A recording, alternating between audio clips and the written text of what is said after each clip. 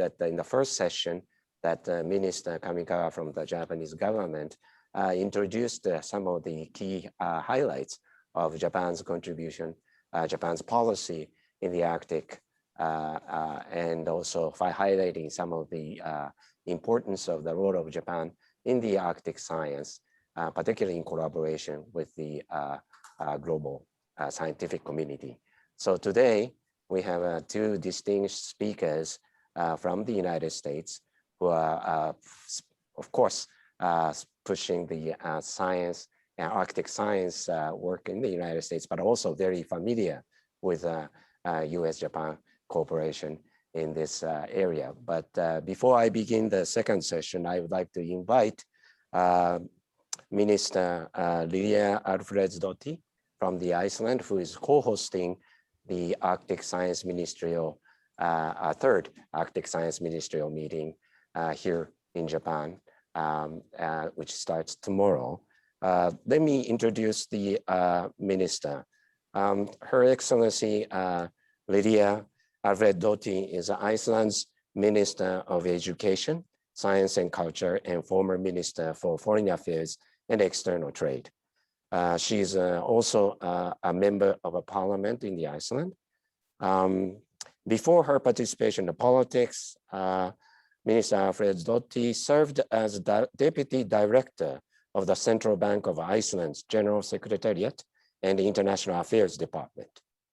Since her graduation from Columbia University, Minister has been a central banker, apart from temporary secondments to Iceland's Prime Minister's office as a special liaison, and previously to the International Monetary Fund's Nordic Baltic Executive Office as an advisor.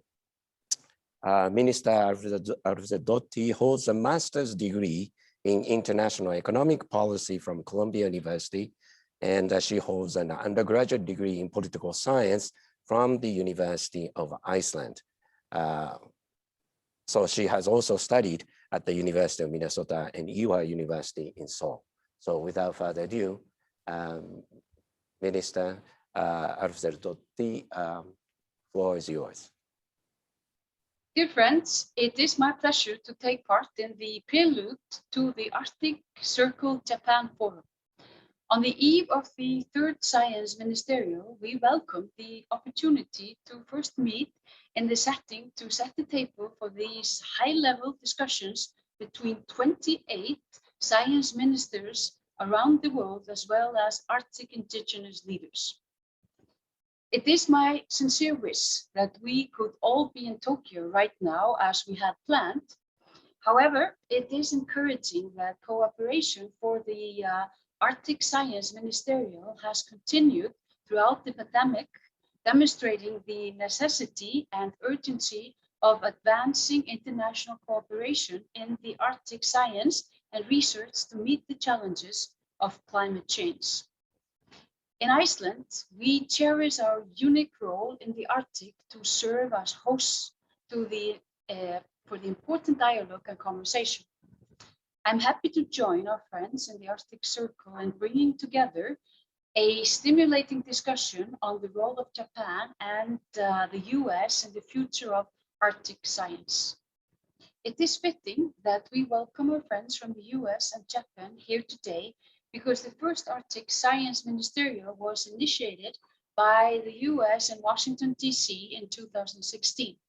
And now, 5 years later, a wonderful partnership has developed between Iceland and Japan as co-hosts of the third Arctic Science Ministerial, supported by great efforts of Finland, Germany, and the European Commission as co-hosts of the second Arctic Science Ministerial.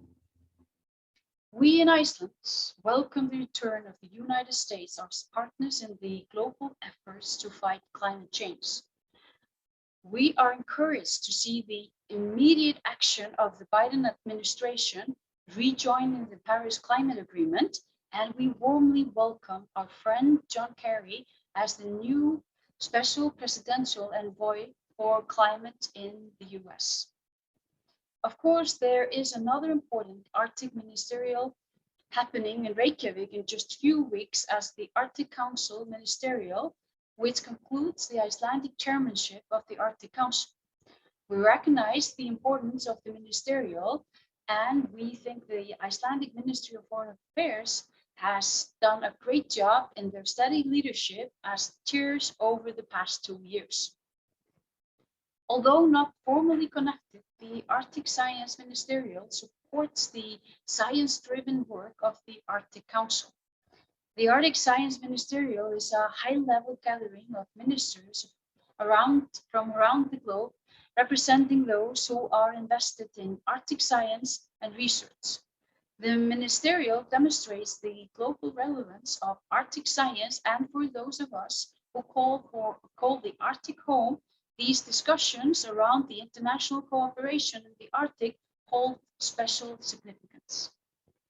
As in the previous 2 Arctic Science Ministerials have demonstrated, international cooperation in the Arctic science and research is not only necessary, but urgently needed.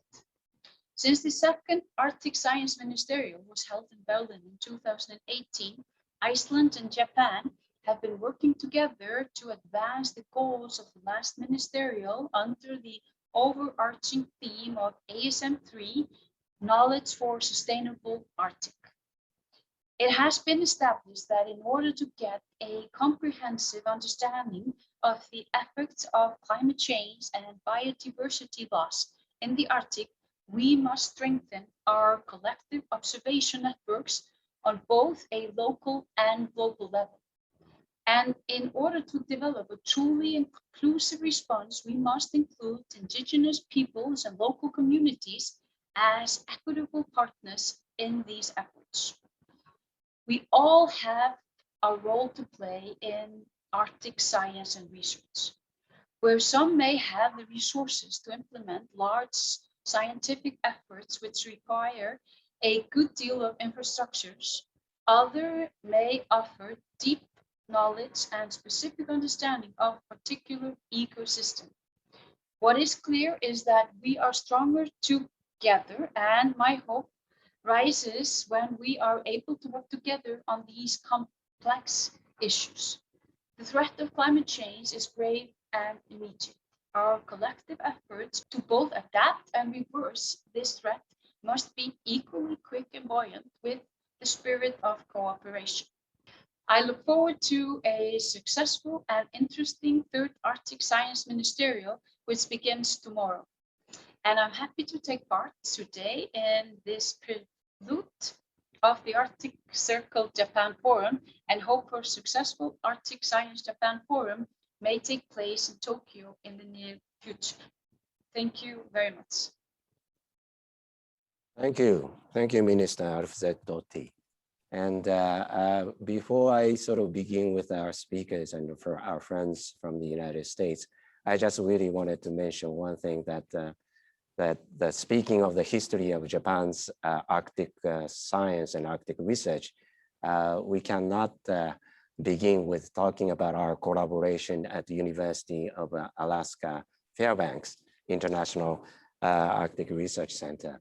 And it was in 1993 under the US-Japan agreement of the Common Agenda, was it yes, of international Japan and US cooperation in science that was signed by both of our leaders back then. And since I took over my position here in the foundation, my first visit, of course, on the Arctic project was to visit the University of Alaska Fairbanks. And of course, my friend Larry has been a very nice, kind host since then. But also I wanted to mention one other thing about the Arctic Science Ministerial meeting. I was serving as a special advisor here in our Japanese government on science and technology policy. And when then the former minister on the science and myself visited Washington, at that time, we had a bilateral meeting with Dr. Holdren, actually, in the White House. And he then, at that time, suggested that he has his mind of holding an international science ministerial meeting on the Arctic. And we were very excited that the US has taken a lead in inviting other science nations, actually the nations that are in the Arctic science, to have the dialogue of how the science cooperation can contribute to the global agenda of the importance of Arctic. So with that, I think to this session will be a very, also personally, I'm very excited about having two speakers of friends from the United States talking about the importance of US-Japan cooperation in this area. So I'd like to first introduce the Mr. Kei Koizumi, who is the Chief of Staff for the White House Office of Science and Technology Policy, currently serving as Acting Director. He was previously a Senior Advisor for Science Policy at the American Association for the Advancement of Science, AAAS we call it. And in the Obama-Biden administration, Mr. Koizumi was the Assistant Director for Federal Research and Development and Senior Advisor to the National Science Technology Council at OSTP. Before then, he was a Director of the AAAS R&D Budget and Policy Program. And Mr. Koizumi is a graduate of Boston University and George Washington University. So Kei, floor is yours.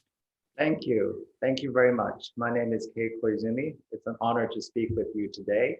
Thank you for this invitation to discuss Arctic research, our ongoing activities in the Arctic, and thoughts on the future of Arctic science, the role of Japan and the United States.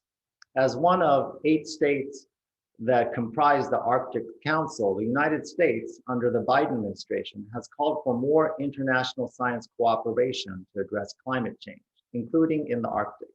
I'm honored to lead our delegation to the 3rd Arctic Science Ministerial. I had the honor of helping to host the first Arctic Science Ministerial, convened by former President Obama at the White House, and I recognize the value of such fora in advancing scientific cooperation. I thank the government and the people of Iceland for the important role you have played in promoting the importance of the Arctic to the world. Iceland, which I've had the pleasure of visiting 4 times, has a long and proud legacy of advancing Arctic science to inform the world of critical issues in Arctic science, policy, and development. I'm also uniquely honored to focus today on Japanese and American contributions to Arctic science. My parents are Japanese scientists and live today in Kyoto, while I, of course, am Japanese American. I honor the respect and commitment to science of both nations. I appreciate the efforts of our Icelandic and Japanese hosts to convene this forum virtually, to enable continued progress in sharing understanding and cementing partnerships, despite the global pandemic. I want to acknowledge the terrible losses and suffering we've all endured and continue to endure. No region, including the Arctic, has been spared the dire impact on our health, economies, livelihoods, and our ability to move and interact freely. Our appreciation in the United States of Arctic science has grown tremendously since the first International Polar Year of 1882. This vast knowledge that we have has grown beyond national interest through free and open access to observations, field stations, research platforms, and data. Our nations have benefited from wise policies that allowed and encouraged scientific collaborations, international scholarships for education and training, international sabbaticals, and partnerships on technical innovations. And our nations have benefited from sharing research platforms, promoting cooperation on international research programs, and collaboratively partnering on research challenges that demand urgent attention. This forum acknowledges that international collaborations are necessary and effective and can lead to great achievements. As the Arctic Science Ministerial meetings have shown, international collaboration in science for the Arctic involves not only the Arctic states, but also many non-Arctic states and scientific institutions. We support this inclusive approach. We're strongly committed to racial equity and are deeply concerned with the needs of our indigenous peoples and disadvantaged communities in the Arctic. We must and do recognize that the Arctic plays an important role in today's world. The Arctic is warming at rates nearly 3 times the level of the global average, and the consequences of that warming are felt in melting glaciers, thawing permafrost, shrinking sea ice, increased wildfires, eroding coastlines, and dozens of other environmental processes. Projecting the impact on our global ecosystems and the people dependent upon these ecosystems requires a comprehensive understanding of the integrated global climate system. To Arctic residents, changes in the seasonality, distribution, and abundance of species on land and in the ocean are also important, especially to subsistence communities. I will also note the Biden administration has acknowledged the importance of traditional knowledge and local knowledge. The Biden administration has also demonstrated its commitment to addressing head-on the critical challenges of our time: COVID-19 pandemic, the economy, climate change, racial equity, and civil rights. And the US federal government's engagement in Arctic research will reflect those priorities and values. I want to emphasize the United States' strong commitment to international collaboration in Arctic research. My organization, OSTP, is home to the US Interagency Arctic Research Policy Committee, or IARPC. And I note that we make our activities broadly accessible via the web to promote diverse participation that's needed to identify the best ideas and best collaborations. On behalf of the 14 US government agencies, we invite participation by the international community at iarcticcollaborations.org as one way to enhance future opportunities for collaborative Arctic research. The Arctic should remain an area of peace and stability, a region of healthy, resilient communities, a place where culture and traditions remain strong and communities and individuals determine their paths for growth and development, a place where self-reliance and well-being stems from a well-educated population in a stable economy based upon sustainable development, and a place where the environment is not degraded by climate change, but one that is able to adapt to new opportunities. I know that the United States and Japan working together in science can make this vision a reality. I'm a living example of US-Japan cooperation and partnership in science. So I know that we can build together on the legacy of US-Japan science cooperation to build a better future for the Arctic and its peoples. 皆様のご協力をお願いします。Let's work together in science. Thank you very much. Thank you, Kay. Great. Now I'd like to invite our second speaker, Dr. Larry Henzman, who is the Assistant Director of Polar Sciences in the White House Office of Science Technology Policy and the Executive Director of the Interagency Arctic Research Policy Committee. He recently served as a Vice Chancellor for research and as a Professor of Civil and Environmental Engineering at the University of Alaska Fairbanks. Professor Henzman served as the Director of the International Arctic Research Center from 2007 to 2015. His primary research interests involve permafrost hydrology, and he conducted hydrological and meteorological field studies in the Alaskan Arctic continuously for over 35 years while frequently collaborating and complementary with in the Russian and Canadian Arctic. So Larry, the floor is yours. Thank you, Dr. Tsunami. It's so wonderful to see you, my friend. I have long collaborations with Icelandic and Japanese researchers in Arctic research, and so it's really very much an honor for me to be here today. So thank you very much for this invitation. So as everyone has already said, the Arctic environment is changing, perhaps more rapidly than anywhere else on Earth, resulting in dire impacts to the Arctic and global societies. However, it is difficult to document and assess these consequences due to our limitations in our understanding, gaps in our observational networks, and deficiencies in our modeling capabilities. Maintaining high quality research programs in the terrestrial and marine regions of the Arctic is a tremendous challenge. Extreme cold and harsh conditions, debilitating darkness, strong winds, curious and occasionally destructive wildlife all make reliable operations difficult. The extreme remoteness and limited regional infrastructure introduce additional challenges of access and greater expense. Comprehensive field and modeling studies of the Arctic system contribute to national and international efforts to improve weather predictions and projections of environmental change. The broad scale of changes observed in the Arctic have global implications for weather, infrastructure, and economies. Such observations and analyses will improve our projections of a changing climate and improve weather predictions. This will enhance communities' ability to prepare for extreme events and reduce their impact, plus improve safety of infrastructure and transportation. These challenges demand the close international collaborations that we have established with Japanese researchers over the past half century. As Dr. Tsunami has said, I have personally collaborated with Japanese researchers in Arctic studies for the past 35 years, and I am particularly aware and proud of the excellence in their research enterprise. I have witnessed their Arctic research programs grow from scattered, uncoordinated projects driven by individual scientists into strongly integrated, collaborative programs.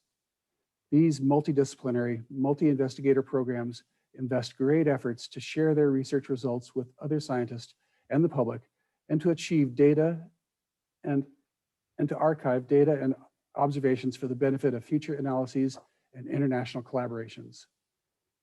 In March of 2015, I had the honor and privilege to work with Dr. Tsunami and many other top Japanese and American Arctic researchers and policymakers as we convened the Japan-US Arctic Strategy and Policy Workshop in Fairbanks, Alaska.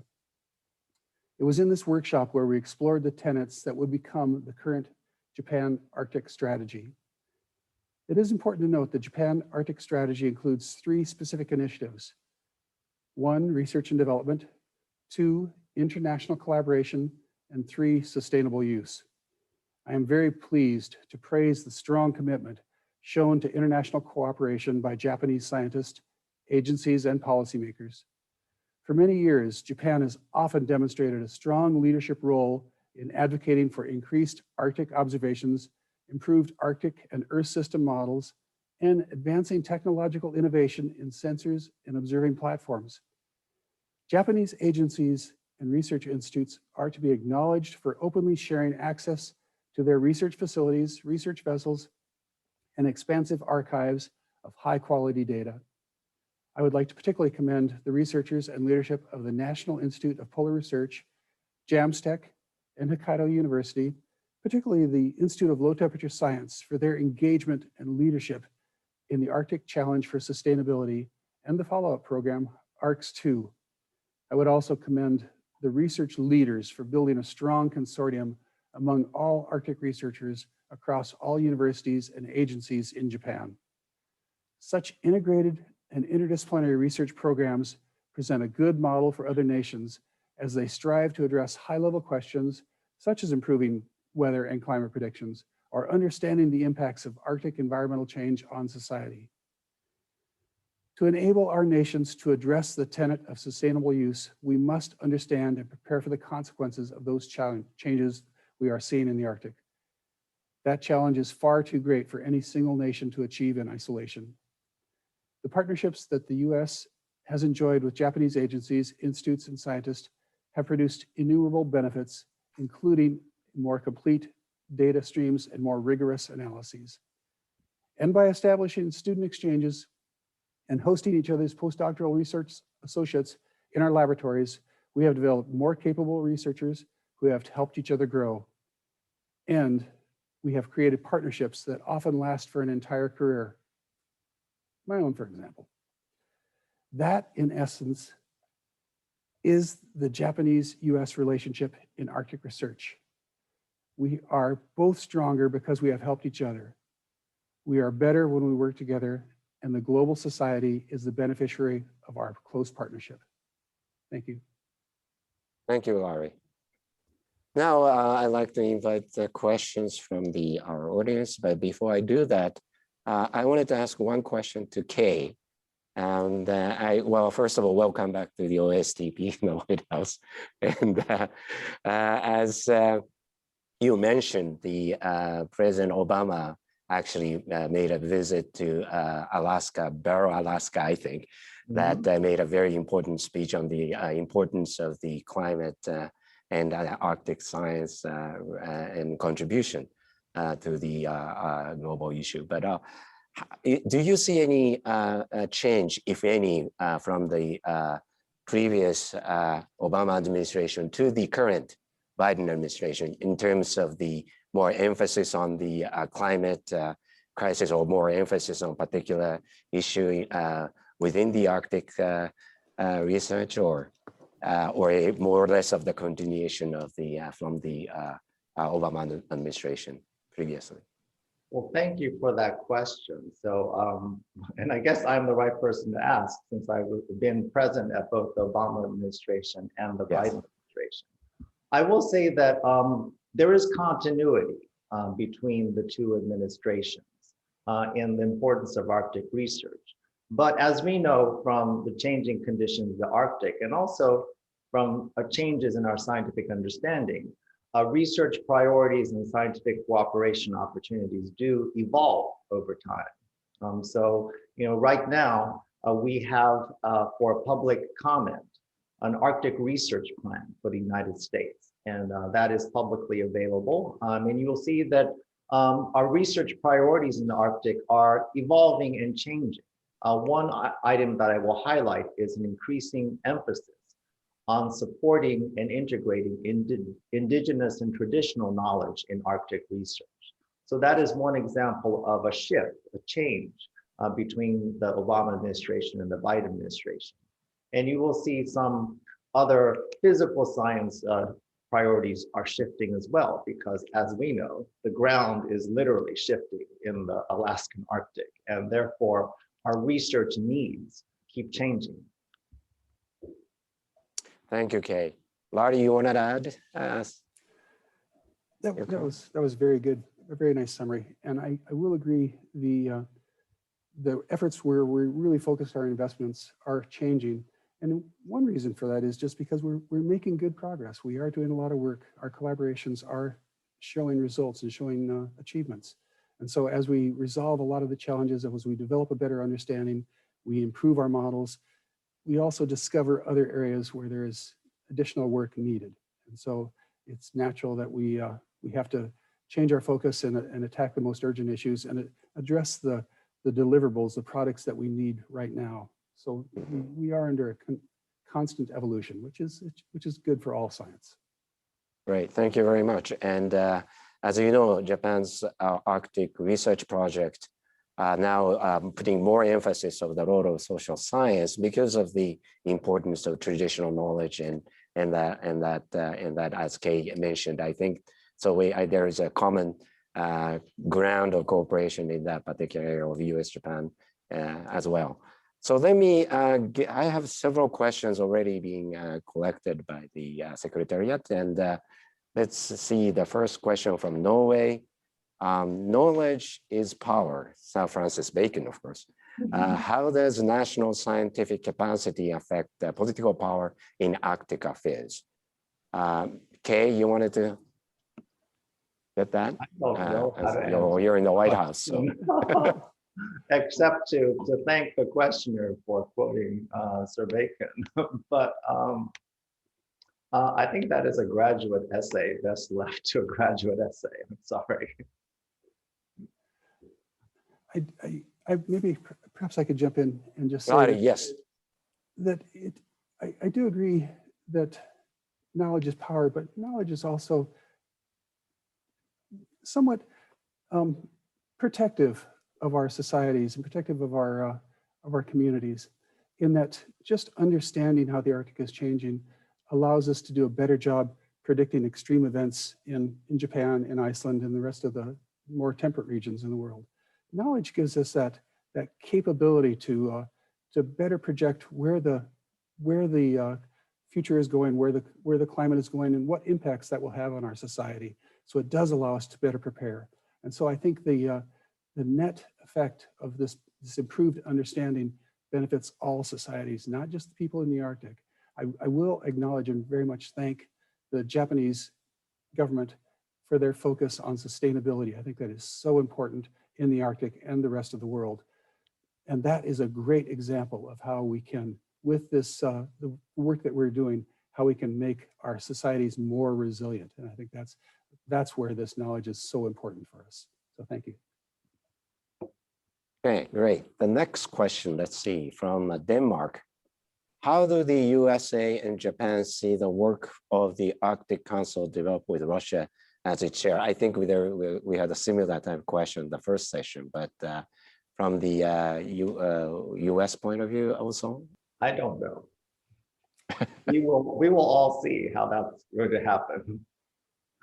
I have no prediction. Larry, you want to? I do see some benefits in that. Obviously, Russia, the Russian territory dominates most of the Arctic. They have a huge role, and they have a extremely well-developed observational network. And by strongly engaging Russia and Russian researchers and the Russian research platforms in the global scientific community, again, that makes the entire community stronger.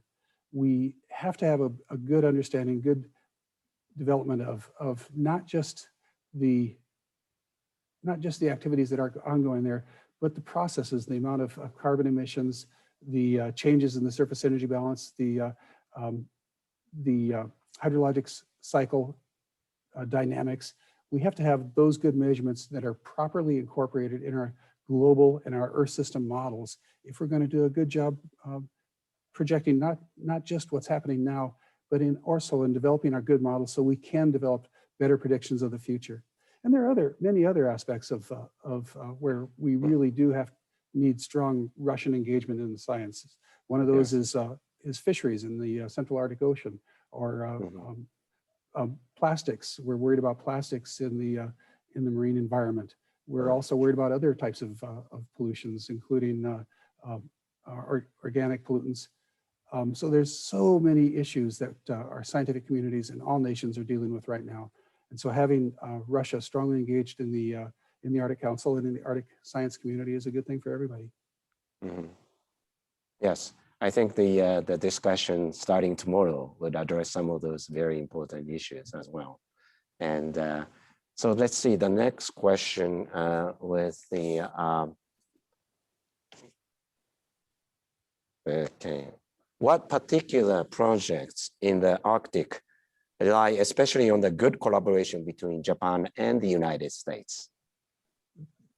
Japan, and well, as Dr. Tsunami addressed in his opening comments, the common agenda that was signed in 1995, I believe, that defined very important considerations that are very important to both nations.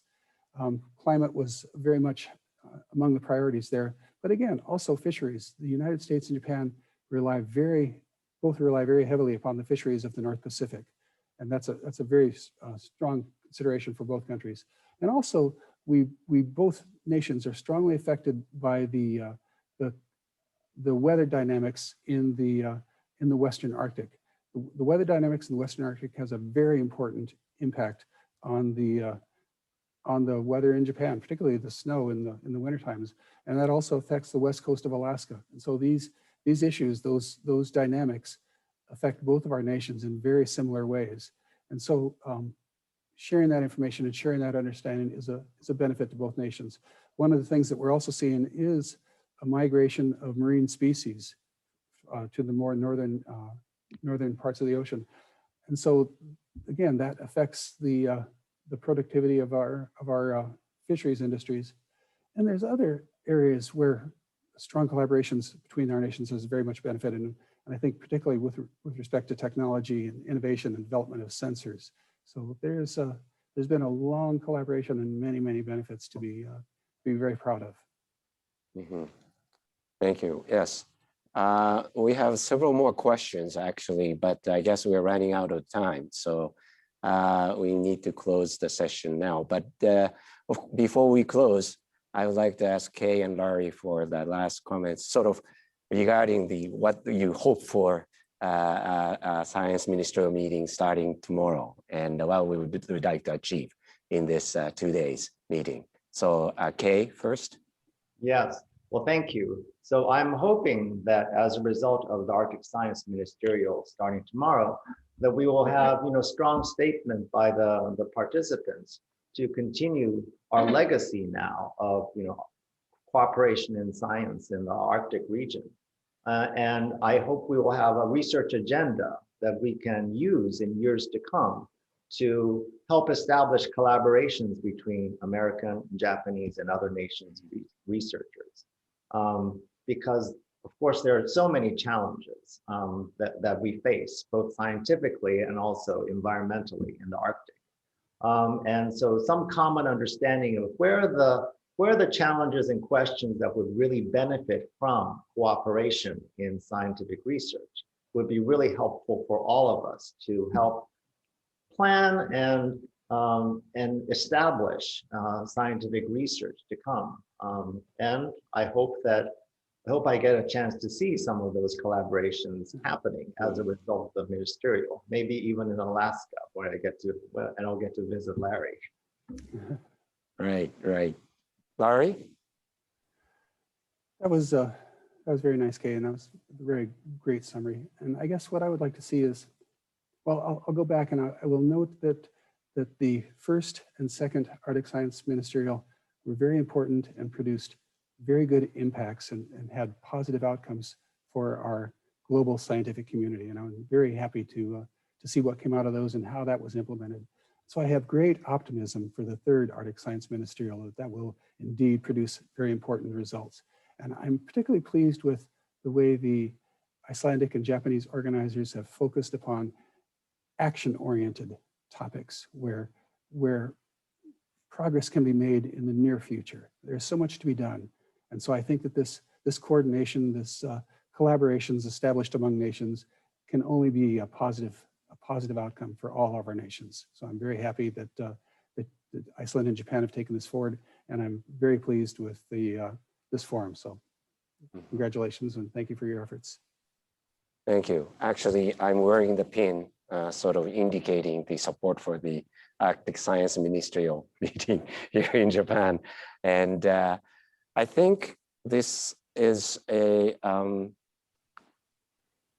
what is very important is that like the activities are like our foundation and also with the Arctic Circle of really supporting this sort of collaboration effort by the governments and the leadership of some of the key leaders in the field, but also bringing scientific community to the policy dialogue as well. And I think, of course, Kay and I worked on the AAAS at the importance of science diplomacy and also the science evidence-based policy making.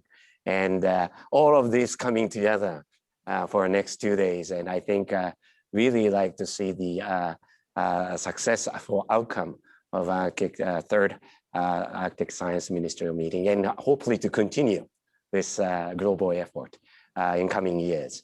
But anyway, I'd like to thank Kay and Larry for joining us, and just to create the kind of great prelude, actually, not only for the Arctic Science Ministerial meeting here in Tokyo, but also for the later this year's event that we are planning on the Arctic Circle of Japan Forum. And I hope that I can invite you back physically to come to Japan on our meeting and share us with some of the outcome of the ministerial meeting as well.